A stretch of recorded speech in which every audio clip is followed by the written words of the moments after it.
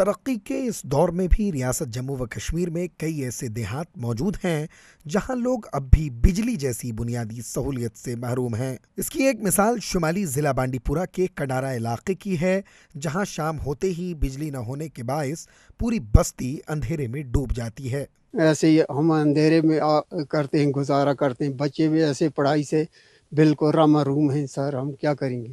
گرچہ مرکزی حکومت کی ایک اسکیم کے تحت 7 برس قبل علاقے میں بجلی کے کھمبے نصب کرنے کے ساتھ ساتھ کئی مقامات پر تار بھی بچھائے گئے، تاہم نامعلوم وجوہات کی بنا پر کام کو درمیان میں ہی روک دیا گیا۔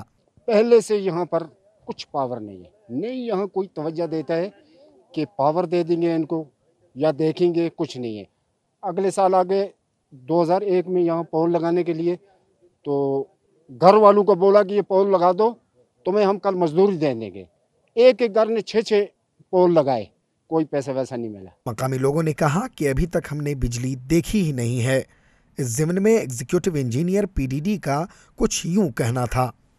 بیسیکلی کیا ہے کہ یہ پہلے جو یہ مطلب انآئیڈینٹیفائڈ جو ہماری ہیبیٹیشنز تھی تو ان کی کوئی اسکیم یہاں پر بنی نہیں تھی، تو اس وقت یہ RGY میں یہ کور ہو چکا تھا، لیکن کچھ ٹیکنیکل پرابلمز کی وجہ سے وہ کمپنی ورک نہیں ہو پایا۔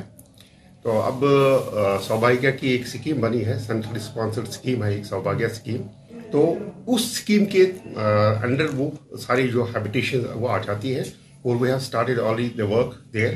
تو ابھی ہمیں کچھ تھوڑا سا مٹیریل باقی ہے، وہ بھی ہم لگا دیں گے، تو انشاءاللہ وی آر ایکسپیکٹنگ کہ ود ان اے منتھ وہ ہماری وہ تمام جو ہیبیٹیشن جہاں ہوں گے وہ چارج ہو جائیں گے۔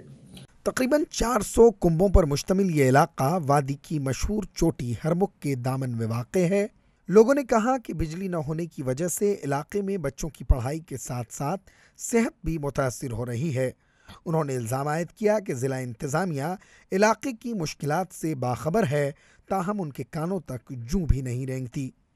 مقامی باشندوں نے انتظامیہ سے اس اہم مسئلے کی طرف فوری توجہ دینے کی مانگ کی ہے۔